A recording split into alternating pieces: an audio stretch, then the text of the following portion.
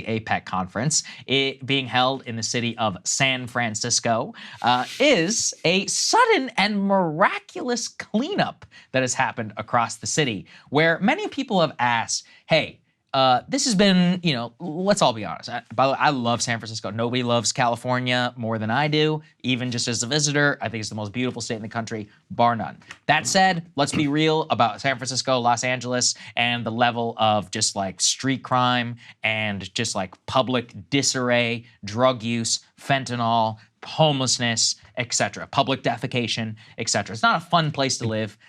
I am curious for people in the comments section. Yeah. Can they clean up the smell? Like, I know they can clean everything up. All right, well, let us know. San Francisco stinks. All right, Californians, let us know. Let us know. But the point, still smell like pee? Somebody asked Gavin Newsom, they're like, hey, are you only cleaning this up because the president or the premier of China is coming? And he was like, yeah, actually. I'm really not making this up. Take a listen to what he said. Anytime you put on an event, by definition, you have people over your house. You're going to clean up the house. You have 21 world leaders. You got tens of thousands of people coming from all around the globe. What an opportunity to showcase the world's most extraordinary place, San Francisco. Folks say, oh, they're just cleaning up this place because all those fancy leaders are coming into town. That's true, because it's true.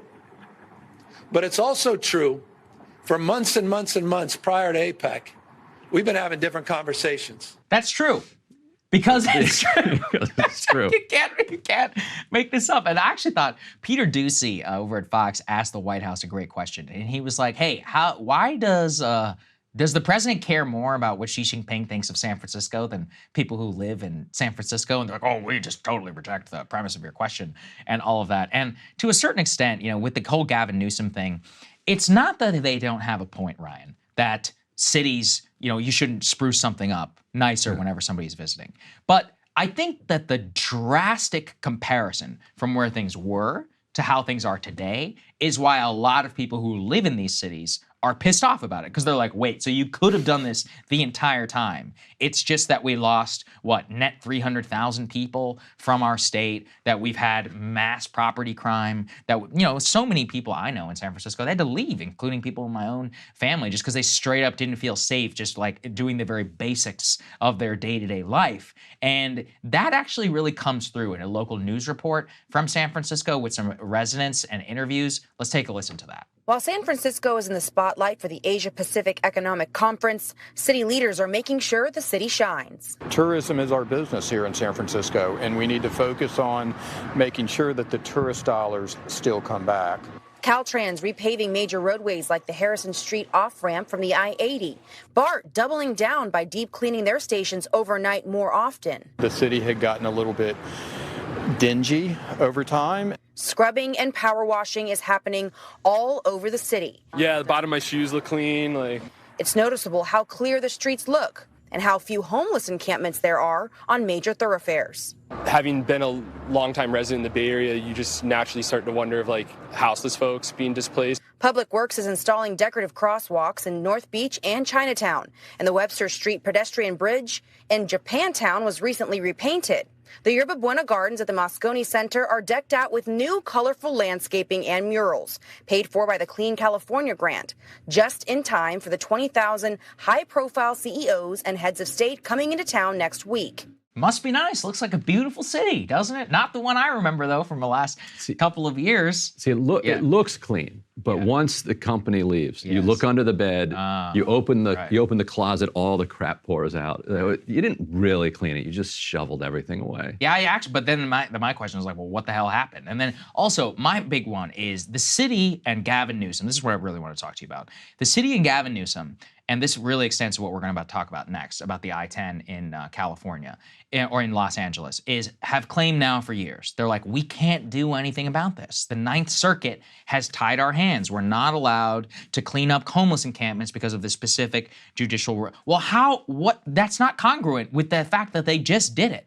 So they either just violated federal law or they were lying the entire time. I'm going to come down on lying because I don't see any lawsuits or any of that going on or injunctions being passed down by federal judges. So then it's a question of well, what was the democratic impulse to do this when it's very clear that the vast majority of people in these cities, from business leaders to all the way down to residents, have been screaming and crying about this now for probably a decade, at least in the case of San Francisco, but especially in the last 3 years. And it takes freaking Xi Jinping and leaders from Japan to come here before we actually do anything about it. That's outrageous to me. Also, they'll still find it to be filthy. Oh, yeah, of course. Yeah, you're right. Especially if you're coming from Japan. They're like, what the hell is this? A single piece of litter on the road? What are you doing here? You call this, you didn't clean this up for us? They're like, what are you talking about? We spent the last month. That's good. But it's possible they had some type of informal budget for lawsuits. So it's, it may be that, once in a while you're like, you know what, we're just going to break the law.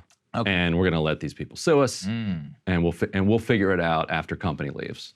I just think it's one of those where the local people in San Francisco should really be demanding answers on that. Because like I said, I mean, and I'll be honest, I believed some of the leaders. I'm not saying that they weren't doing enough, but they were like, there truly is nothing we can do about the homeless encampments. And I was like, wow. And so I was reading about it and seeing this Ninth Circuit ruling, and it all relates back to the idea that it's a violation in order to clean up homeless encampments and all of that, about displacement. It has to do with shelter rights and the California state law as well. And it genuinely did seem like a Gordian knot that was completely unable to be untied. But then they actually did it. And you're like, well, wait a second here. I don't really understand how that's even possible, because that completely flies in the face. Not only that, but the public works aspect to all of that, with the pedestrian walkways and all these other things. It's the same question of like, well, why was this not done previously as part of a post-COVID vitalization? Like, don't you want to make money? Do you want people to stop leaving? There's a lot of viral posts about San Francisco, but some of the saddest ones are like, here's a condo that somebody bought in 2019 for $1.5 million, and they're selling it for $726,000.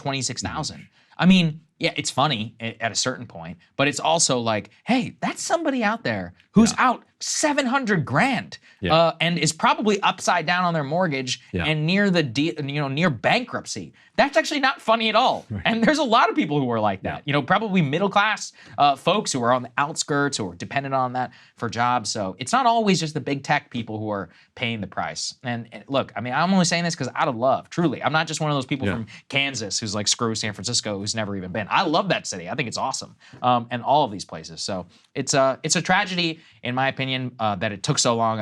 The real question is, like, how long is it going to stay, and will they return back to their old ways or not? Hey guys, if you like that video, go to breakingpoints.com, become a premium subscriber, and help us build the best independent media organization on the planet. That's right. We're subscriber funded. We're building something new. We want to replace these failing mainstream media organizations. So again, to subscribe, it's breakingpoints.com.